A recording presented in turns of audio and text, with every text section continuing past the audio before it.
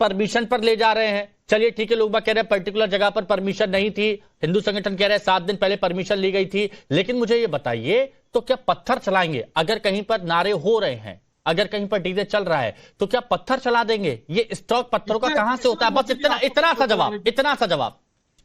हाँ हिमांशु भाई, देखिए मैं सबसे पहले ये कहना चाहता हूँ कि देखिए यहाँ पर शोभा यात्रा निकली मस्जिद के सामने से, यहाँ पर माहौल खराब करने की कोशिश करी गई। सर ये बताइए पत्थर क्यों चलते हैं? बस ये बताइए।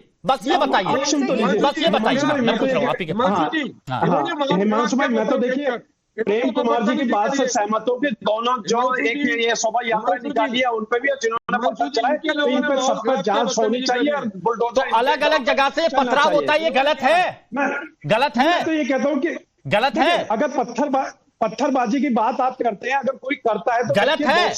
नहीं, पथराव गलत होता है कि नहीं होता? अगर बिना परमिशन के अगर शोभा यात्रा पथराव होता है, ये गलत है कि नहीं है? बिना परमिशन के अगर मुर्शिदाबाद में जो हुआ वो गलत है कि नहीं है?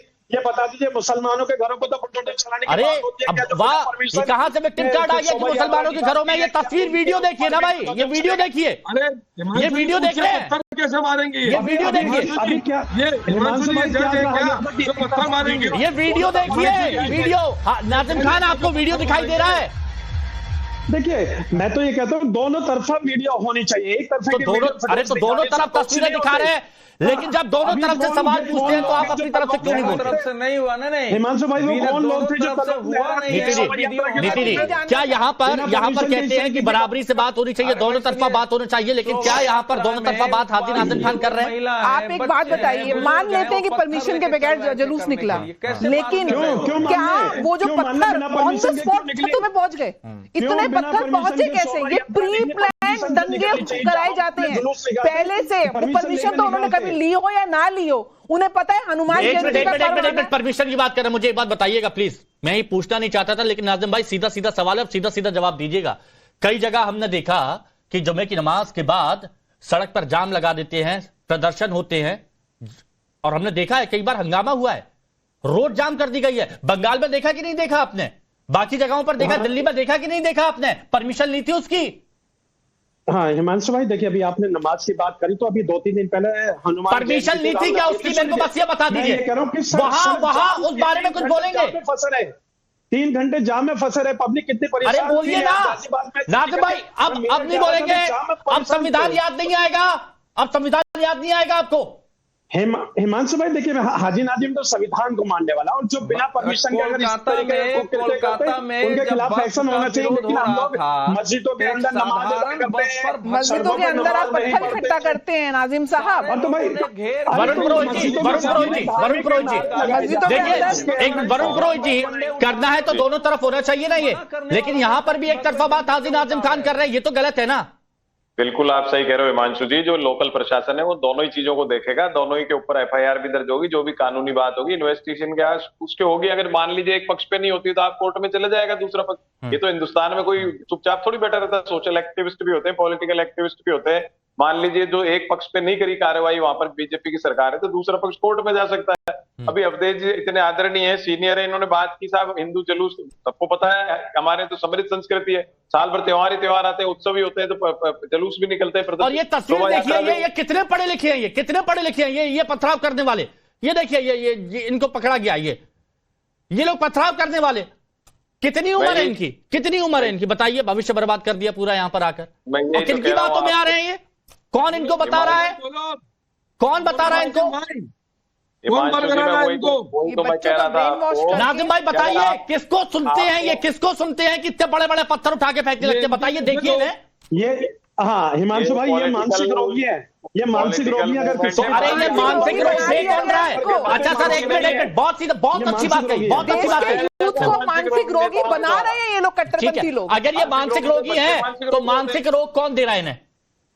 हाँ देखिए, जो मानसिक, मैं तो ये कहता हूं कि अगर कोई किसी की यात्रा पे पत्थरबाजी करता है या कोई खुले में तलवार लहराता है, वो मानसिक रोगी है। वो देश के अंदर एक ऐसा माहौल क्रिएट करने जा रहे हैं जहां हिंदू मुसलमानों के बीच में नफरत होती है। उनको ज्ञान दे कौन रहा है? ऐसा नहीं होना चाहिए नाज़िम भाई, ऐसा नहीं होना चाहिए। बंगाल में तस्वीरें देखी, गाड़ी पर त्रिनेत्र लिखा, त्रिपुंड वाला, गाड़ी को तोड़ दिया गया।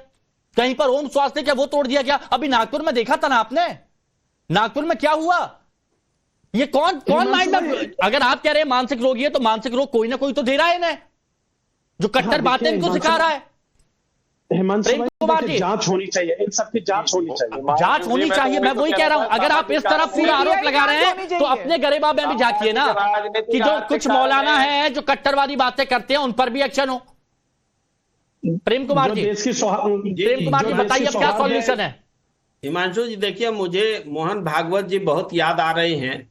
उन्होंने कहा था कि हथियार रखने चाहिए इसलिए कि जब तक पुलिस न आ जाए, और उस समय का जो समय होता है उस समय आत्मरक्षा में ये काम आता है।